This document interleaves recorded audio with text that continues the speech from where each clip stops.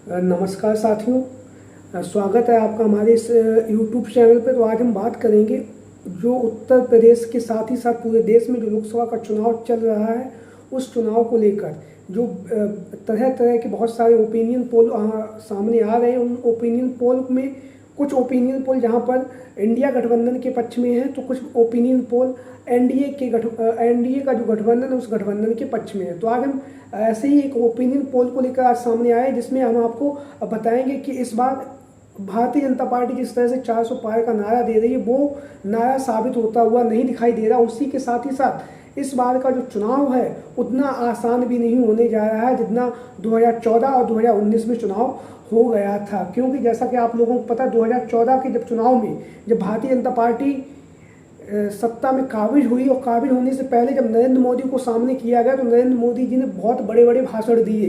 चाहे वो भाषण राम मंदिर को हो, चाहे बेरोजगारी को लेकर रहे हो, चाहे फिर जिस तरह से उन्होंने भ्रष्टाचारियों को लेकर बात कही थी, और जिस तरह से उन्होंने अपने 2014 के चुनावी प्रचार में जिस तरह से उन्होंने अपने रोजगार देने की जो बातें की थी उन बातों को लेकर और अच्छे दिन को लेकर जो उन्होंने अपने बयानों में उन्होंने कहा था कि हम अच्छे दिन लाएंगे, हमें 100 दिन में हम सरकार में आते ही हम सड़कें सब साफ कर देंगे। बहुत सारे बयान उनके द्वारा दिए गए थे। आप लोगों को पता है, एक जो दिया गया था वो 15 लाख रुपए वाला जो रोजगार के लिए सबको बोला कि हम काला धन विदेशों से वापस लाएंगे और जो 15 लाख रुपए हर एक भारतीय के खाते में डालेंगे। तो 2014 के चुनाव में इस तरह से नरेंद्र मोदी जी के द्वारा जो चुनावी प्रचार किया गया तो जनता ने भी उन पर विश्वास जताया। विश्वास जताने के साथ जनता ने उन्हें अपना वोट भी दिया और पूर्ण बहुमत के साथ अपनी सरकार बनाई। सरकार बनाने के बाद आगे की क्या स्थितियां रही आप सभी लोगों को पता है। 2019 के चुनाव की हम बात करें तो 2019 के चुनाव में जिस तरह से उन्होंने पाकिस्तान को लेकर जो सर्जिकल की जो स्ट्राइक की थी उसको लेकर भी जनता में प्रभाव पड़ा, और जनता में प्रभाव पड़ने के साथ ही 2019 का जो चुनाव था उसमें भी जो विपक्षी दल था उसने अपना इतना अच्छा काम या इतनी अच्छी तरह से अपनी भूमिका नहीं निभा पाई और मोदी जी को रिकॉर्ड मतों से वहाँ भी रिकॉर्ड सीटें जीत कर 2019 में उन्होंने अपनी जो सरकार है वो दोबारा से सरकार बनाई। लेकिन इस बार माहौल चेंज है, 2024 में हम आ चुके हैं। यहाँ पर बहुत सारे मुद्दे हैं और 2 चरणों का जो मतदान है उससे पहले 2 चरणों का मतदान जो है वो पूरी तरह से संपन्न हो चुका है। लेकिन जब मतदान संपन्न नहीं हुआ था और जब मतदान से पहले जब प्रथम चरण के जब मतदान होना था, जब उसका चुनाव प्रचार चल रहा था तो बहुत जोर शोर से आवाज़ें आ रही थी कि अब की बार 400 पार। लेकिन अब भारतीय जनता पार्टी के जो नेता हैं और जो कार्यकर्ता वो भी धीरे धीरे 2 चरणों में मतदान जो हुआ है उसमें अपना समझ रहे हैं कि इतना आसान नहीं है इस बार 400 पार करना। क्योंकि बेरोजगारी, महंगाई भी एक मुद्दा है और मुद्दा होने के साथ साथ आजकल के समाज में पढ़ा लिखा युवा उन मुद्दों को भी उठा रहा है। उठाने के साथ साथ वो अपना वोट भी बहुत ही सोच समझ के साथ दे रहा है। राम मंदिर बना है, अच्छी बात है, लेकिन उसके साथ ही साथ युवा रोजगार की भी मांग कर रहा है। तो आज हम बात करेंगे अपनी जो भी मुद्दे हैं। इस बार का जो चुनाव है 2024 का चुनाव, ये किसी जात धर्म पे ना होकर जो जनता के मुद्दे हैं उन मुद्दों पर हो रहा है। हालांकि चुनाव में आप लोगों ने देखा होगा मंगलसूत्र हिंदू मुस्लिम पर भी चुनाव आ चुका है। तो आज हम अपनी इस वीडियो में बात करेंगे कुछ जो ओपिनियन पोल जो सामने आए हैं उसको लेकर हम बात करेंगे कि आगामी समय में जो एनडीए गठबंधन है उसके लिए इतना आसान नहीं है 400 पार करना, और उसको एक एक सीट को लेकर जो विभिन्न तरह के जो सर्वे हुए उसको लेकर हम आज अपनी इस वीडियो में बात करेंगे। तो सबसे पहले हम बात करेंगे दक्षिण भारत के कुछ राज्यों की, वहाँ पे कितनी लोकसभा सीटें हैं, कौन कौन सी ऐसे राज्य हैं जहाँ पर कौन सा गठबंधन कितनी सीटें जीत रहा है, एक एक करके बात करेंगे। तो सबसे पहले हम शुरुआत करते हैं तमिलनाडु से। तमिलनाडु में 39 लोकसभा सीटें हैं।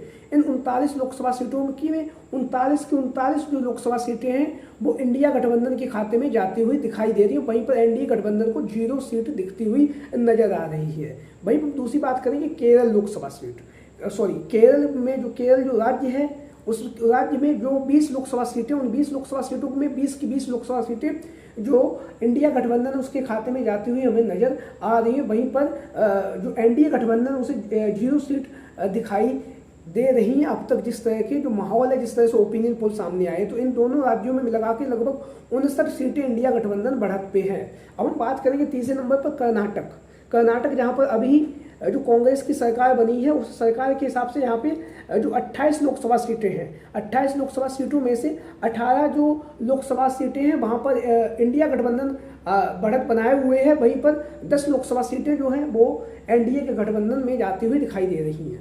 अब हम बात करेंगे आंध्र प्रदेश। आंध्र प्रदेश में आप लोगों को पता है असुद्दीन ओवैसी का नाम काफ़ी ज़्यादा चर्चाओं में भी रहता। तो आंध्र प्रदेश की जो 25 लोकसभा सीटें उनमें से 15 लोकसभा सीटें इंडिया गठबंधन के खाते में जाती हुई दिखाई दे रही हैं। वहीं पर 10 जो लोकसभा सीटें हैं वो एनडीए के खाते में जाती हुई दिखाई दे रही हैं। हम बात करेंगे महाराष्ट्र में आप लोगों ने देखा भी होगा सियासी उठापटक कैसे हम लोगों ने देखा भी था कि जहाँ पर शिवसेना की जो पार्टी थी उसे दो फाड़ कर दिया गया और उसके साथ ही साथ दो फाड़ करने के साथ वहाँ पर कुछ जो नेता थे, शिवसेना के नेता थे, वो भारतीय जनता पार्टी में शामिल हो गए और उन्हें वहाँ पे अपनी सरकार भी बना लिया। तो लेकिन इसका ज़्यादा फायदा यहाँ पे नहीं होगा। 48 लोकसभा सीटों में से 30 लोकसभा सीटें इंडिया गठबंधन के पक्ष में जाती हुई दिखाई दे रही। वहीं पर 18 लोकसभा सीटें एनडीए गठबंधन में जाती हुई नजर आ रही हैं। वहीं पर हम बात करेंगे तेलंगाना में 17 लोकसभा सीटें हैं जिनमें से 6 लोकसभा सीटों पर एनडीए गठबंधन के पक्ष में जाती हुई दिखाई दे रही है। वहीं पर 11 लोकसभा सीटें इंडिया गठबंधन के पक्ष में जाती हुई दिखाई दे रही हैं।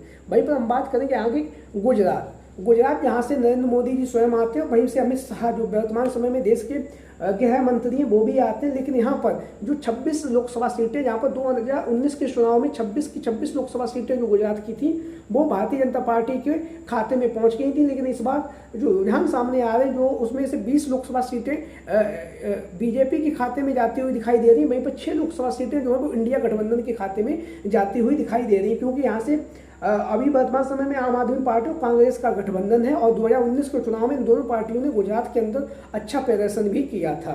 तो अब हम बात करें एमपी मध्य प्रदेश में जो आप लोगों को पता है 29 लोकसभा सीटें हैं जहां पर 5 इंडिया गठबंधन के खाते में जाती हुई दिखाई दे रही। वहीं पर 22 एनडीए गठबंधन के खाते में जाती हुई दिखाई दे रही है। एमपी में जो अभी हाल में ही चुनाव हुआ था उस चुनाव में, विधानसभा चुनाव में आप लोगों ने देखा कि वहाँ पर कांग्रेस पार्टी के आने की उम्मीद थी, लेकिन उलटफेर करते हुए भारतीय जनता पार्टी ने यहाँ से अपनी सरकार बनाई और सरकार बनाने के साथ साथ उन्होंने जो वर्तमान समय में वहाँ के जो मुख्यमंत्री थे शिवराज सिंह चौहान जी, उन्हें हटाकर वहाँ से मोहन यादव को मुख्यमंत्री बनाया, जिससे कि जो पड़ोसी राज्य हैं उन राज्यों में भी उनका लाभ लिया जा सके, यादव वोटरों को अपने पक्ष में लिया जा सके। जैसे कि यूपी और बिहार जहाँ पर यादव बहुल ये राज्य हैं जहाँ पर यादवों की संख्या है, उन्हें साधने के लिए भारतीय जनता पार्टी ने मोहन यादव को मध्य प्रदेश में मुख्यमंत्री बनाया है। तो अब आगामी चुनाव में पता चलेगा उत्तर प्रदेश और बिहार में कितनी लोकसभा सीटें जो हैं वो एनडीए गठबंधन जीतेगा। तो अब हम बात करेंगे राजस्थान में 25 लोकसभा सीटें हैं जिनमें से 5 इंडिया गठबंधन के खाते में जाती हुई दिखाई दे रही है। वहीं पर 18 एनडीए गठबंधन के खाते में दिखाई दे रही हैं। वहीं पर हम बात करेंगे यूपी में 80 लोकसभा सीटें। जैसा कि आप सभी लोगों ने सुना भी होगा कि दिल्ली का रास्ता यूपी से होकर जाता है। तो यूपी की जो 80 लोकसभा सीटें जहाँ पर अब उतना आसान नहीं है, क्योंकि यहाँ से समाजवादी पार्टी बहुत मजबूत स्थिति में है और बहुत मजबूत स्थिति के साथ ही साथ उन्होंने जातीय समीकरण के हिसाब से इस बार अखिलेश यादव जी ने प्रत्याशियों का, तो यूपी में जहाँ पर 80 लोकसभा सीटें, उन 80 लोकसभा सीटों का जो जातीय समीकरण के हिसाब से अखिलेश यादव जी ने इस बार प्रत्याशियों का ऐलान भी किया है। और उसके साथ ही साथ यहाँ पर जो 80 लोकसभा सीटें जो ओपिनियन पोल के माध्यम से जानकारी मिल रही है वो ये है कि 40 से 45 सीट यहाँ से भारतीय जनता पार्टी जीतने जा रही है। वहीं पर जो इंडिया गठबंधन है उसे यहाँ से लगभग 35 से 40 सीटें मिलती हुई दिखाई दे रही। तो यहाँ पर उत्तर प्रदेश के अंदर भारतीय जनता पार्टी को एक बड़ा नुकसान होता हुआ दिखाई दे रहा है। वहीं पर बात करेंगे बिहार में 40 लोकसभा सीटें हैं जिनमें से 20 से 25 लोकसभा सीटों पर जो है एनडीए गठबंधन को जीत मिलती हुई दिखाई दे रही। वहीं पर 15 से 20 लोकसभा सीटों पर इंडिया गठबंधन को जीत मिलती हुई दिखाई दे रही है। वहीं पर बात करेंगे बंगाल यानी कि ममता बनर्जी जो है उनके वो यहाँ से मुख्यमंत्री, यहाँ की 42 लोकसभा सीटें, उन 42 लोकसभा सीटों में 12 लोकसभा सीटों पर जो है बीजेपी एनडीए का कब्जा होता हुआ दिखाई दे रहा है। वहीं पर 30 लोकसभा सीटों पर जो इंडिया अलायंस है उसका यहाँ पर कब्जा होता हुआ दिखाई दे रहा है। अब हम बात करेंगे छोटे छोटे जो राज्य उनको लेकर बात करते हैं। मेघालय में 2 लोकसभा सीटें, दोनों लोकसभा सीटें बीजेपी के खाते में जाती हुई दिखाई दे रही है। सिक्किम में 1 लोकसभा सीट और वो 1 लोकसभा सीट बीजेपी के खाते में जाती हुई दिखाई दे रही है। वहीं पर गोवा में 2 लोकसभा सीटें, 1 इंडिया गठबंधन के खाते में जाती हुई दिखाई दे रही है। वहीं पर दूसरी जो है वो एनडीए गठबंधन के खाते में जाती हुई दिखाई दे रही है। जहाँ के जो मुख्यमंत्री वो काफ़ी ज़्यादा चर्चाओं में बने रहते हैं। यहाँ पर जो 14 लोकसभा सीटें, उन लोकसभा सीटों 4 इंडिया गठबंधन के पक्ष में जाती हुई दिखाई दे रही हैं। वहीं पर 10 लोकसभा सीटें जो हैं एनडीए गठबंधन के पक्ष में जाती हुई दिखाई दे रही हैं। और अरुणाचल प्रदेश जहाँ पर 2 लोकसभा सीटें हैं, उनमें से दोनों की दोनों जो लोकसभा सीटें बीजेपी के खाते में जाती हुई दिखाई दे रही हैं और यहाँ से इंडिया गठबंधन को 0 सीट मिलती हुई नजर आ रही है। वहीं पर हम बात करेंगे नागालैंड में 1 लोकसभा सीट है, वो भी जो 1 लोकसभा सीट है वो इंडिया गठबंधन के पक्ष में जाती हुई नजर आ रही है। वहीं पर हम बात करेंगे मणिपुर में 2 लोकसभा सीटें, जहाँ पर 1 इंडिया गठबंधन के पक्ष में जाती हुई दिखाई दे रही है और 1 एनडीए गठबंधन के पक्ष में जाती हुई दिखाई दे रही है। मिजोरम में 1 लोकसभा सीट है, वो इंडिया गठबंधन के पक्ष में जाती हुई दिखाई दे रही है। जम्मू एंड कश्मीर, जहाँ पर 5 लोकसभा सीटें 2 इंडिया गठबंधन के पक्ष में जाती हुई दिखाई दे रही है और 3 एनडीए गठबंधन के पक्ष में जाती हुई दिखाई दे रही हैं। वहीं पर हम बात करेंगे हिमाचल प्रदेश में 4 लोकसभा सीटें, जिनमें से 3 जो लोकसभा सीटें वो इंडिया गठबंधन के पक्ष में जाती हुई दिखाई दे रही है। वहीं पर 1-2 लोकसभा सीटें वो बीजेपी के खाते में जाती हुई दिखाई दे रही हो।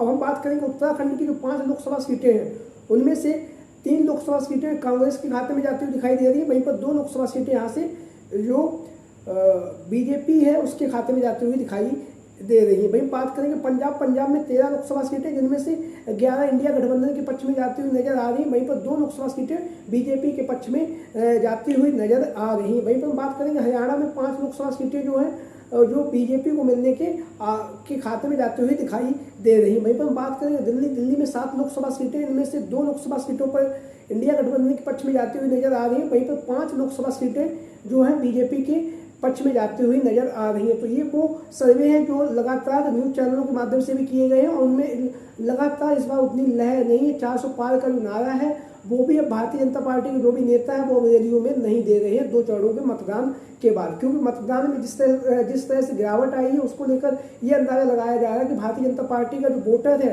वो अब उतना जागरूक नहीं रहा है, इसलिए वो यहाँ पहुँचकर मतदान नहीं कर रहा है। क्योंकि अब वो मुद्दे पर चुनाव हो रहा है और मुद्दे पर चुनाव होने के साथ ही साथ लगातार जो इंडिया गठबंधन है वो मजबूत स्थिति में नजर आ रहा है। मजबूत स्थिति में लगभग 280 से प्लस सीटें इंडिया गठबंधन के पक्ष में जाती हुई नजर आ रही हैं। तो आप लोगों की क्या राय है, सभी साथी कमेंट बॉक्स के माध्यम से अपनी राय जरूर दें और उसके साथ ही साथ जो भी साथी चैनल पे नए आए वो चैनल को सब्सक्राइब करें, वीडियो को लाइक करें। जय हिंद, जय भारत। वीडियो को अंत तक देखने के लिए आप सभी को बहुत बहुत धन्यवाद एवं आभार। आज की वीडियो में इतना ही।